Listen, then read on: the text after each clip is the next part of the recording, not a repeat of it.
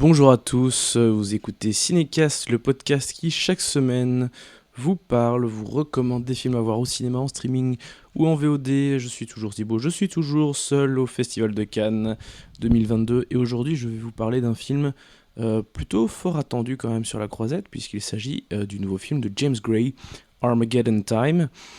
Euh, Film à propos duquel on a quand même entendu pas mal de choses avant de le voir. On pensait même qu'il y avait des comédiens qui étaient au casting de ce film, qui au final n'y sont pas. Donc voilà, c'est assez curieux de voir un film dont on a quand même pas mal entendu parler. Enfin, en même temps, beaucoup et pas beaucoup. euh, et qui a finalement si peu à voir avec ce qu'on pensait voir.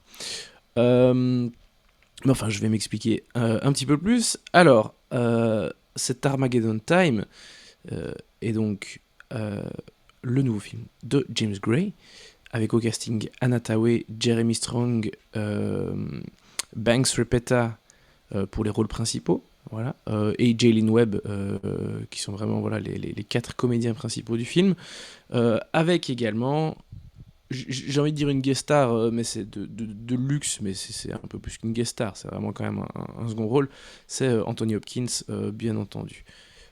Mais il n'y a pas du tout Robert De Niro comme certains laissaient penser que c'était le cas. Il n'y a pas je sais plus qui d'autre, il me semble que j'avais vu les noms de Cate Blanchett à l'époque aussi tournés comme faisant partie de ce projet. Mais non, rien de tout ça. Donc quand même un joli casting, hein. Anna Thaoué, Jeremy Strong, sont des grands comédiens et Jeremy Strong là il a vraiment une hype un peu en ce moment grâce à la série Succession sur HBO, euh, que je vous recommande vivement. C'est certainement une des meilleures séries de ces dernières années. J'en regarde pas beaucoup, cela dit, donc je suis peut-être pas la référence absolue en la matière, mais enfin. James Gray, comme d'habitude, c'est en compétition quand il est à Cannes. Et de quoi ça parle Armageddon Time? Je vais vous en parler un peu plus en détail parce qu'il n'y a aucune image à ce jour, enfin aucune image, il n'y a pas de bande-annonce, il n'y a pas d'extrait qui existe en ligne pour l'instant. Donc je vais juste vous parler un peu du synopsis, mais vous devez déjà savoir que dans l'ensemble, c'est un film qui est pas mal inspiré de la propre jeunesse de James Gray. Alors, comme d'habitude avec ce genre de film, va-t-on savoir quelle est la partie vraie et la partie purement fictive du film. Donc, comme d'habitude, c'est un mix entre les deux, mais c'est vraiment compliqué évidemment, voire limite impossible de vraiment savoir en détail ce qui est vrai ou pas. Et n'ayant pas été à la conférence de presse du film, je ne peux pas vous en dire plus à ce sujet-là. Enfin, peu importe, c'est un film qui se déroule donc dans les années 80, dans le Queens à New York, d'où est originaire James Gray. Et en fait, on va suivre l'histoire enfin, on va suivre un petit garçon qui s'appelle Paul Graff, qui vient d'une famille euh, originaire d'Europe de l'Est, hein, qui a donc quitté les États-Unis après la guerre, pour avoir une vie meilleure, tout simplement, et qui va essayer de se faire sa place dans le monde avec en tête le fait de vouloir devenir un artiste plus tard. Voilà. Donc en fait, Armageddon Time, ça parle vraiment c'est un coming of age euh, fort sérieux, parce que voilà, forcément, j'en ai déjà touché un mot rapide, les grands-parents viennent d'Europe de l'Est, ils sont juifs, bon, donc il y a tout ce côté, la judéité, le fait d'être fier de sa judéité, de son origine, enfin, de ses origines, euh, c'est évidemment très très présent. Et globalement, j'ai envie de dire que c'est aussi un film énormément sur la tolérance. Parce que un des arcs narratifs du film, c'est le fait que le jeune Paul va rencontrer un jeune garçon à l'époque, à l'école, pardon, qui s'appelle Johnny, Jonathan, et un jeune garçon noir, comme beaucoup de personnes dans le Queens et le Bronx quand même, qui sont des quartiers voilà, où il y avait beaucoup de personnes noires, surtout dans ces années-là. Et donc, Paul est ouvert à un certain discours, enfin, on lui donne un certain discours d'ouverture, forcément, de par le passé de ses grands-parents, par rapport à tout ce qu'ils ont traversé. Euh, et en même temps, lui-même va dans une école où, en tout cas, son frère va dans une école où la tolérance, c'est pas ça du tout. Donc le jeune Paul va être confronté à pas mal de choses parfois un peu contradictoires. Et voilà, en tant que jeune garçon juif, descendant de juifs ayant dû fuir les États-Unis, bah, il se doit aussi de devoir défendre les plus faibles, hein, les opprimés, euh, les victimes de racisme tout simplement, dont évidemment son ami Jonathan. Donc il y avait évidemment énormément de choses qui sont dites dans le film, parfois, parfois fort appuyées, mais généralement avec beaucoup de subtilité et de finesse. Euh, sont tous ces discours sociétaux, raciaux, qui sont tenus dans le film. Et ça, c'est vraiment très très réussi, parce que c'est impossible de pas comprendre la démarche de James Gray et d'être touché en fait par celle-ci, parce qu'elle fonctionne vraiment très bien, c'est vraiment bien écrit, et tous les personnages ont vraiment un rôle à jouer qui est important, qui est significatif dans le film.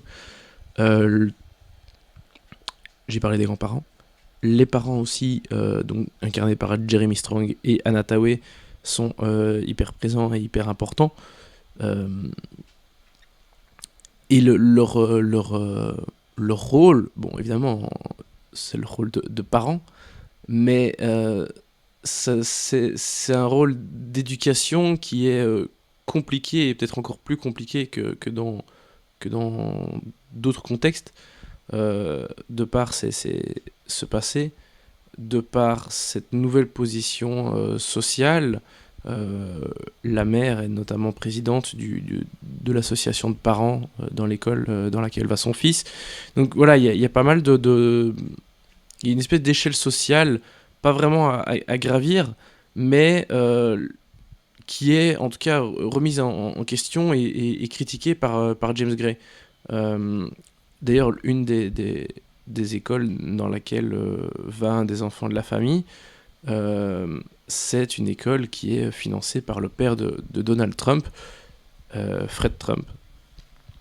Donc voilà, évidemment, dans le contexte actuel, c'est compliqué, enfin en tout cas, après ce que les États-Unis viennent de traverser, c'est compliqué de ne pas voir ce que James Gray raconte là. Effectivement, tout le passage dans cette école avec Fred Trump est assez costaud. Et voilà, l'écho avec tout ce qui vient de passer, tout ce qui vient de se passer est évidemment assez fort. Euh, Ce qui m'a beaucoup touché dans le film, c'est le personnage d'Anthony Hopkins, que je trouve vraiment incroyable. Il dégage, bon, Anthony Hopkins évidemment, c'est un grand acteur, et dans le rôle de ce grand-père, il dégage vraiment quelque chose énormément de bienveillance, de responsabilité. Euh, c'est un grand-père très proche de son petit-fils, mais qui n'hésite pas à lui mettre un peu la merde sous le nez quand il dépasse les bornes, parce que vraiment, ce gosse, on a envie de lui foutre des claques parfois, hein. Il va vraiment loin. Euh, il réagit face à ses parents comme beaucoup d'enfants n'oseraient jamais réagir face à leurs parents. Donc voilà, c'est pas un garçon très facile à vivre. Euh, qui est magnifiquement bien interprété par son comédien Banks Repeta. Mais vraiment, voilà, le personnage qui m'a le plus touché dans le film, c'est le personnage d'Anthony Hopkins, qui fait vraiment figure de vieux sage, euh, très intelligent, très posé, et ça fait plaisir de voir Anthony Hopkins dans ce type de rôle. C'est un film très émouvant, très touchant, très intelligent, magnifiquement bien écrit, magnifiquement bien filmé évidemment. La mise en scène, James Gray, autant j'aime pas tous ses films et j'aime pas toujours ce qu'il fait en tant que metteur en scène, mais quand j'aime beaucoup. Et très honnêtement, c'est le cas de cette Armageddon Time qui vraiment m'a fait une très forte impression. Et c'était pas gagné d'avance, franchement. C'était vraiment pas gagné d'avance. Donc chapeau James Gray pour ce film. Parce que voilà, c'est vraiment magnifique, poignant tout simplement. Et de ce début de festival, de ce début de compétition, c'est pour l'instant certainement mon préféré. Euh, bon, à voir comment tout ça évolue évidemment dans le futur, mais vraiment c'est un grand film qu'a signé là James Gray. Alors en apparence, ça a l'air d'être un film un peu plus mineur de sa filmographie. C'est vrai qu'il a ce côté forcément un peu plus intime, un peu plus personnel, donc on dit voilà, un film un peu mineur, un peu plus discret. Mais dans les thématiques, dans les façons dont elles sont traitées, en fait, c'est vraiment un grand film. Et donc pour conclure, je vais vous donner ma note, et c'est un beau et un franc 4 étoiles, tout simplement. Voilà. Donc je vous dis à très bientôt, à très vite pour des nouvelles critiques de ce festival de Cannes, des films de la compétition et d'autres. N'hésitez pas à partager votre avis sur, forcément pas les films parce qu'ils sont pas encore sortis, mais sur ce que vous attendez de ces films. Dites-nous dans les commentaires aussi, voilà, quels sont les autres films du Festival de Cannes que vous attendez éventuellement. Je pense avoir fait le tour de la question. Désolé, hein, je n'ai pas le dynamisme de Guillaume qui d'habitude fait toute cette partie du podcast. Mais voilà, en tout cas, n'hésitez pas, si ce n'est pas déjà fait, à vous abonner sur la plateforme de votre choix. Et donc, je vous dis à très bientôt pour de nouvelles recommandations.